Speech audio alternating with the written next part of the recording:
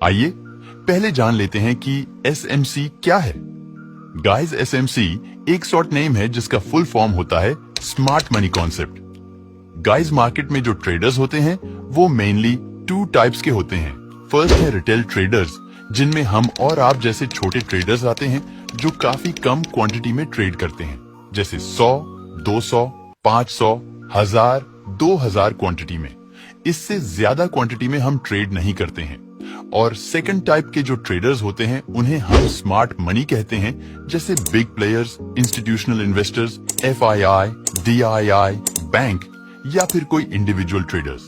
इनके पास बहुत ज्यादा पैसे होते हैं, यानी कि इनके पास लाखों करोड़ रुपए होते हैं, इसीलिए इन्हें हम स्मार्ट मनी कहते हैं। गाइस, ये जो स्मार्ट मनी होते हैं इनके पास लाखों करोड़ रुपए होते हैं, इसीलिए ये लोग बहुत ज्यादा हैवी क्वांटिटी में ट्रेड करते हैं।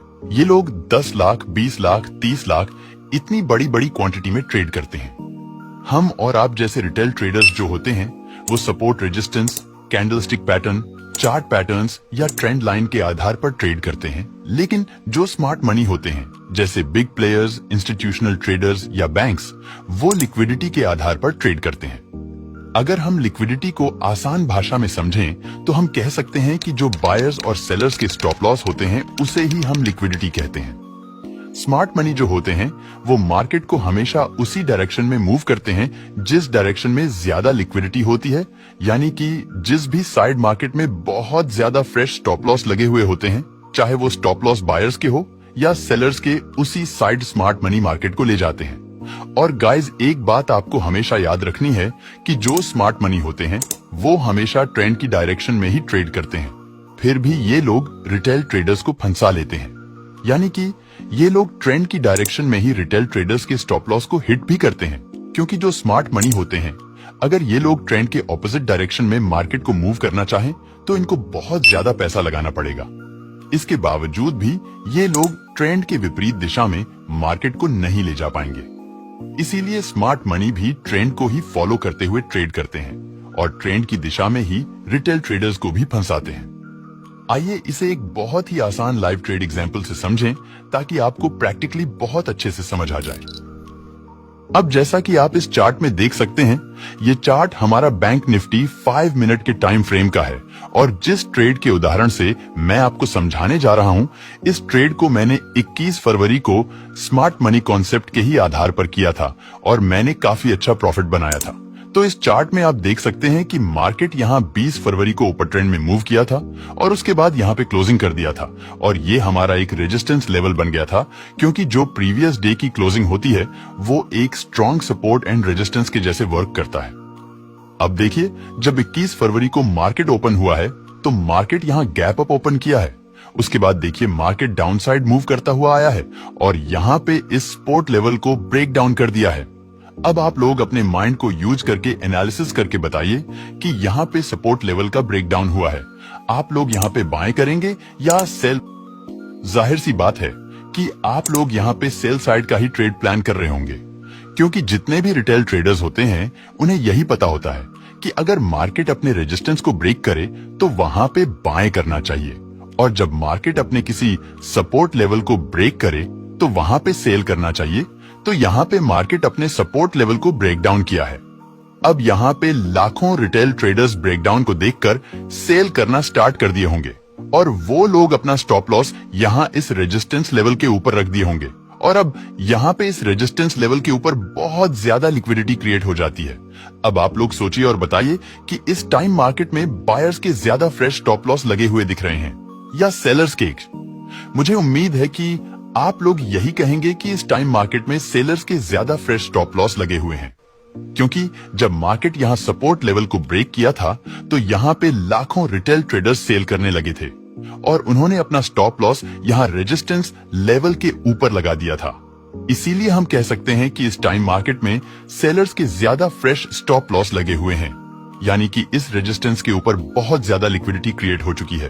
तो गाइज, जैसा कि मैंने आपको अभी बताया था कि जो स्मार्ट मनी होते हैं वो मार्केट को हमेशा उसी डायरेक्शन में मूव करते हैं जिस डायरेक्शन में ज्यादा लिक्विडिटी होती है, यानी कि जिस भी साइड ज्यादा फ्रेश स्टॉप लॉस लगे होते हैं, चाहे वो स्टॉप लॉस बायर्स के हो या सेलर्स के, उसी साइड स्मार्ट मनी मार्केट को ले जाते हैं और गाइस, मैंने आपको अभी ये भी बताया था कि स्मार्ट मनी भी ट्रेंड की डायरेक्शन में ही ट्रेड करते हैं। ये लोग चाहकर भी मार्केट को ट्रेंड के अगेंस्ट में मार्केट को नहीं ले जा सकते हैं। अगर स्मार्ट मनी ट्रेंड के अगेंस्ट में मार्केट को ले जाना चाहे तो उसके लिए इन्हें बहुत ज्यादा पैसा लगाना पड़ेगा मार्केट में। इससे इनको बहुत बड़ा नुकसान भी हो सकता है। इसीलिए स्मार्ट मनी ट्रेंड को ही फॉलो करते हुए ट्रेड करते हैं। और आपको भी हमेशा ट्रेंड की डायरेक्शन में ही ट्रेड करना है। आपको ट्रेंड के अगेंस्ट में नहीं जाना है। तो अब जैसा कि आप यहाँ देख रहे हैं कि मार्केट में अभी इस समय अप ट्रेंड ही चल रहा है और मार्केट यहाँ इस सपोर्ट लेवल को ब्रेक कर दिया है। अब यहाँ पे ब्रेक डाउन को देखकर बहुत सारे रिटेल ट्रेडर्स जिनको स्मार्ट मनी कॉन्सेप्ट का नॉलेज नहीं होता है, वो लोग यहाँ पे सेल कर दिए हैं और इस रेजिस्टेंस लेवल के ऊपर बहुत ज्यादा स्टॉप लॉस क्रिएट हो गए हैं। लेकिन हम यहाँ पे सेल साइड ट्रेड प्लान नहीं करेंगे, क्योंकि अगर हम भी यहाँ पे ब्रेकडाउन को देखकर सेल कर देंगे तो ये ट्रेड ट्रेंड के अगेंस्ट में होगा। और जैसा कि मैंने आपको बताया ही कि हमें ट्रेंड के अगेंस्ट में ट्रेड कभी भी नहीं करना चाहिए। तो अब स्मार्ट मनी भी रिटेल ट्रेडर्स के स्टॉप लॉस को हिट करने के लिए मार्केट को अपसाइड ले जा सकते हैं। तो इस समय मैं यहाँ पे वेट कर रहा था जब यहाँ पे ये वाली ग्रीन कैंडल इस रेजिस्टेंस स्तर को दोबारा से ब्रेक करके सस्टेन करने लगी थी, तो मैं यहाँ पे कॉल साइड के ट्रेड में एंटर हो गया था। मैं अपना स्टॉप लॉस 78 पॉइंट का इस ग्रीन कैंडल के लो पर रखा हुआ था और मेरा टारगेट जो था वो 153 पॉइंट का इस पॉइंट तक था। मैं अपना टारगेट इस पॉइंट तक इसलिए रखा हुआ था क्योंकि जब मार्केट यहां से डाउन साइड आ रहा था तो बहुत सारे रिटेल ट्रेडर्स जो यहां से सेल किए हुए थे वो लोग अपना स्टॉप लॉस यहां इस पॉइंट तक रख दिए होंगे और यहां पे बहुत ज्यादा लिक्विडिटी क्रिएट हो गई होगी। इसीलिए स्मार्ट मनी मार्केट को सेलर्स के स्टॉप लॉस को हिट करने के लिए यहां तक ले जा सकते हैं। इसलिए मैंने स्मार्ट मनी के साथ अपने ट्रेड में एंटर कर लिया था और मैंने अपना 153 पॉइंट का टारगेट इस पॉइंट तक रख दिया था। अब आगे क्या हुआ चलिए देखते हैं।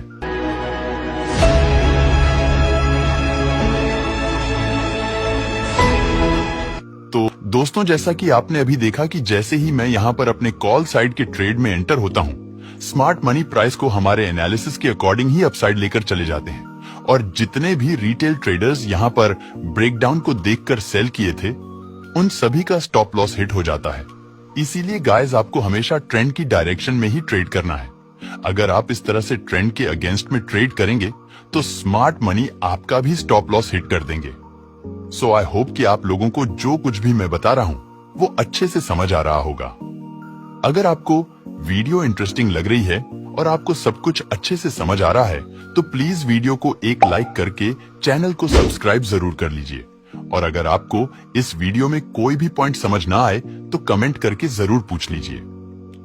अब गाइस, आपके माइंड में एक क्वेश्चन चल रहा होगा कि ये जो स्मार्ट मनी होते हैं वो मार्केट को रिटेल ट्रेडर्स के विपरीत क्यों ले जाते हैं और उनके स्टॉप लॉस को हिट क्यों करते हैं। गाइस, स्मार्ट मनी जो मार्केट को रिटेल ट्रेडर्स के ऑपोजिट ले जाते हैं उसका सबसे बड़ा रीजन है ह्यूज प्रॉफिट। जैसा कि आपको पता होगा कि ट्रेडिंग एक जीरो सम गेम है जिसमें अगर किसी को लॉस होता है तभी किसी को प्रॉफिट होता है। तो जो स्मार्ट मनी होते हैं वे लोग मार्केट में बहुत ज्यादा पैसे से ट्रेडिंग करते हैं और मार्केट में स्मार्ट मनी का बहुत ज्यादा पैसा लगा होता है, इसलिए ये लोग ज्यादा प्रॉफिट भी कमाना चाहते हैं।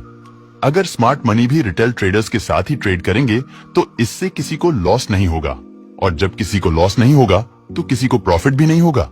इसीलिए स्मार्ट मनी चालाकी से मार्केट को हमेशा रिटेल ट्रेडर्स के ऑपोजिट ले जाते हैं ताकि रिटेल ट्रेडर्स का स्टॉप लॉस हिट हो और उन्हें लॉस हो। जब रिटेल ट्रेडर्स का स्टॉप लॉस हिट होता है और उन्हें लॉस होता है तो स्मार्ट मनी को बहुत अच्छा प्रॉफिट होता है। आइए इसे एक उदाहरण से समझते हैं ताकि आपको सब कुछ प्रैक्टिकली समझ आ जाए।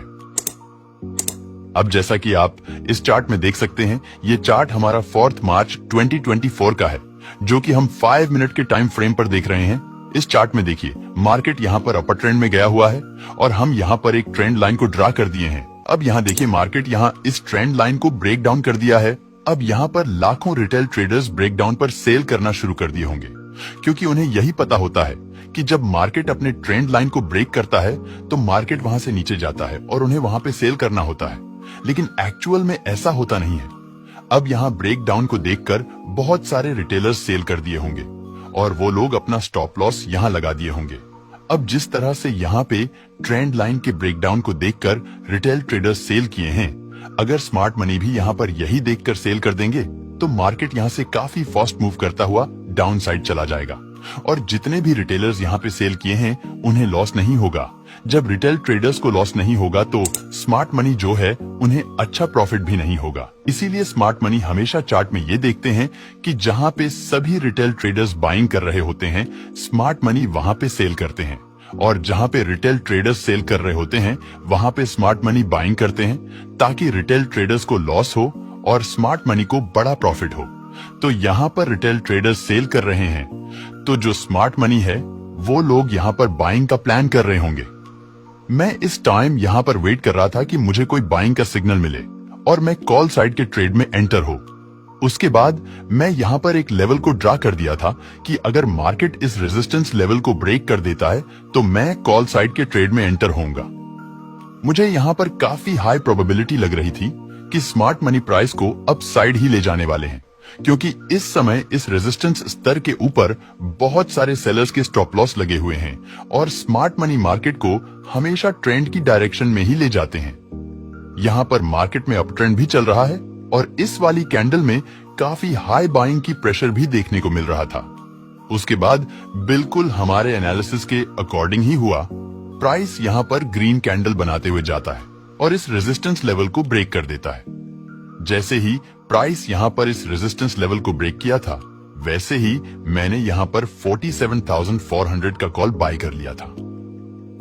मेरा इस ट्रेड में जो स्टॉप लॉस था वह 30 पॉइंट का था इस हैमर कैंडल के लो तक, और जो मेरा फर्स्ट टारगेट था वह 60 पॉइंट्स का था यहाँ तक। अब स्मार्ट मनी क्या करते हैं चलिए देखते हैं।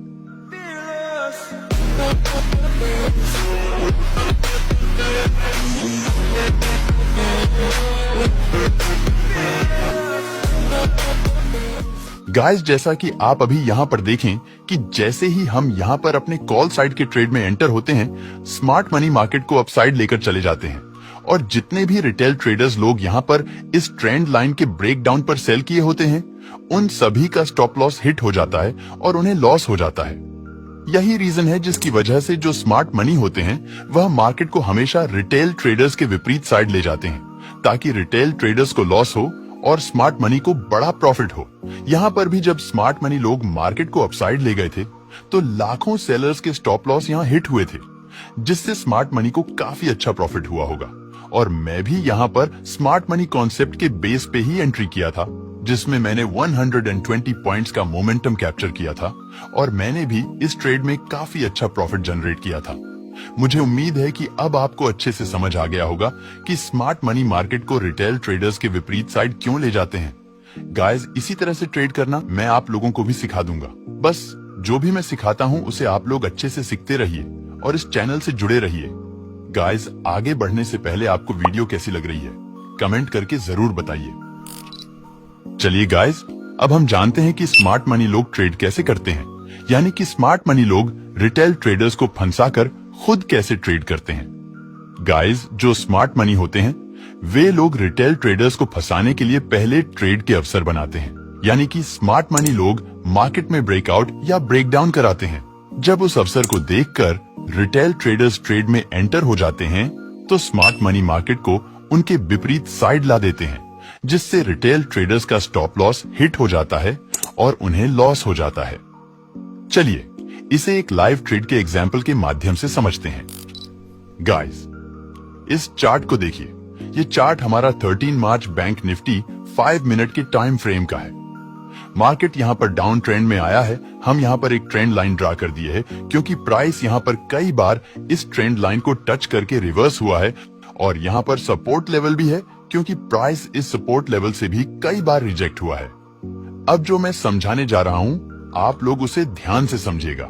यहाँ पर गाइस प्राइस डाउन ट्रेंड में आया है और इस सपोर्ट लेवल को टच करके रिवर्स हो रहा है। अब जो रिटेल ट्रेडर्स होते हैं वो लोग यहाँ पर देखते हैं कि प्राइस यहाँ पर इस सपोर्ट लेवल को ब्रेक नहीं कर पा रहा है। इसका मतलब है कि प्राइस यहाँ पर डाउन ट्रेंड में नहीं जाने वाला है। यही देखकर बहुत सारे रिटेल ट्रेडर्स यहाँ पर बाइंग करना शुरू कर देते हैं और ये लोग अपना स्टॉप लॉस इस सपोर्ट लेवल के नीचे यहाँ कहीं रख देते हैं।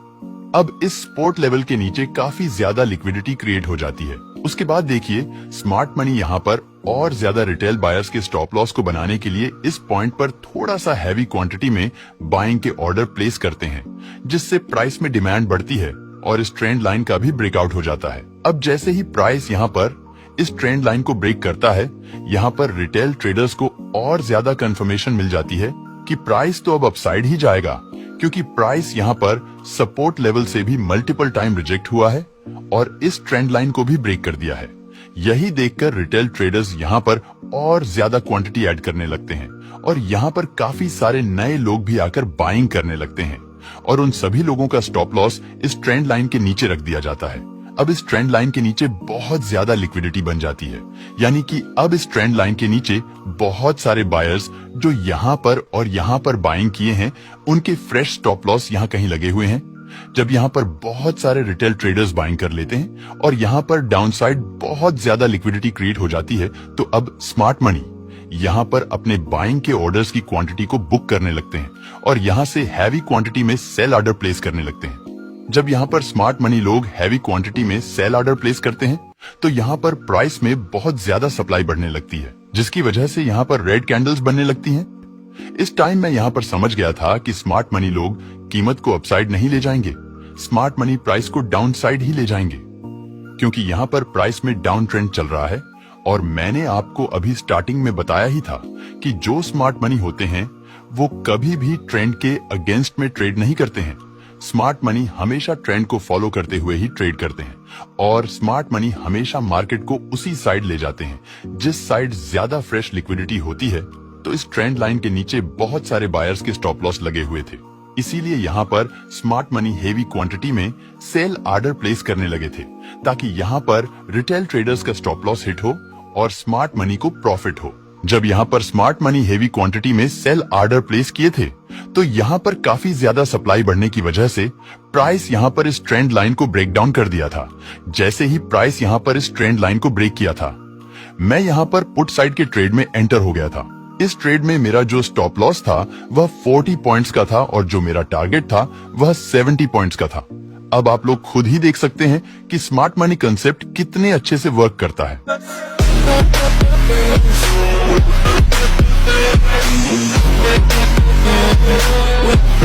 सो गाइस, जैसा कि आपने अभी देखा कि जैसे ही मैं यहाँ पर पुट साइड के ट्रेड में एंटर होता हूँ, वैसे ही स्मार्ट मनी प्राइस को डाउन साइड लेकर चले जाते हैं और जितने भी लोग इस सपोर्ट लेवल पर और इस ट्रेंड लाइन के ब्रेकआउट पर बाइंग किए हुए होते हैं, स्मार्ट मनी उन सभी के स्टॉप लॉस को हिट कर देते हैं। इसलिए आपको कभी भी ट्रेंड के अगेंस्ट में ट्रेड नहीं करना चाहिए, क्योंकि अगर आप ट्रेंड के अगेंस्ट में ट्रेड करेंगे तो स्मार्ट मनी इसी तरह से हमेशा मार्केट में आपको ट्रेड की अपॉर्चुनिटी दे देगा।